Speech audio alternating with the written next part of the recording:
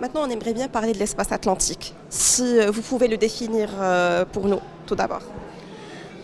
Oui, définir l'espace atlantique, je crois que c'est cet océan qui est limité à l'ouest par l'Amérique du Sud et l'Amérique du Nord, à l'est par l'Europe et l'Afrique, et qui va du pôle Nord donc au sud. C'est un peu cet espace-là si on veut en parler géographiquement.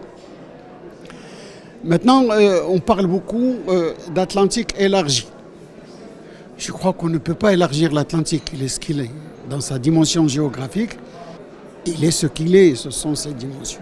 Ce qu'il faudrait peut-être élargir ou restreindre en fonction de l'objectif de l'analyse, c'est la conception. C'est l'idée que l'on a de l'Atlantique.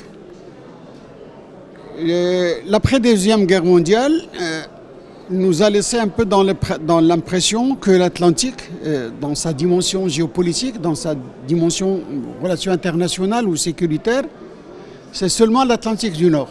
On ne parle que de l'OTAN. Quand on nous dit Atlantique, ce qui vient à l'esprit, c'est l'OTAN.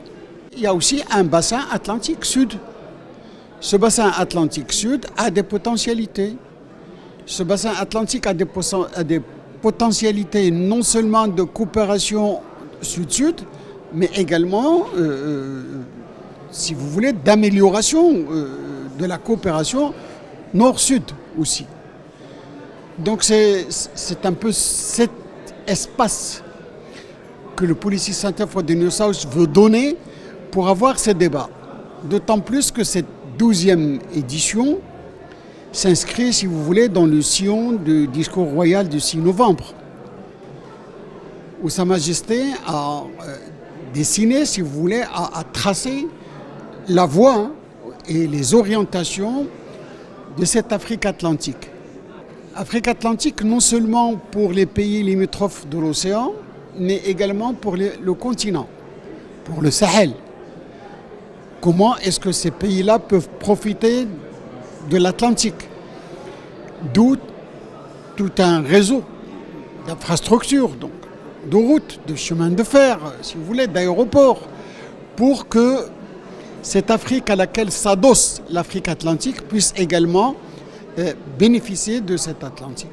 L'initiative royale se place également dans le fait de rendre plus solide la position africaine.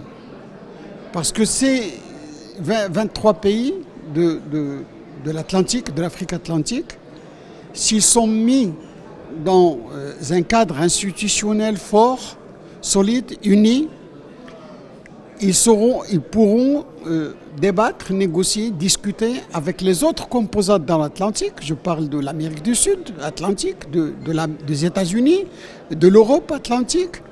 Si cette Afrique atlantique constitue un front uni, il sera plus fort, il sera plus solide et il ne répétera pas les erreurs, si vous voulez, de la Méditerranée.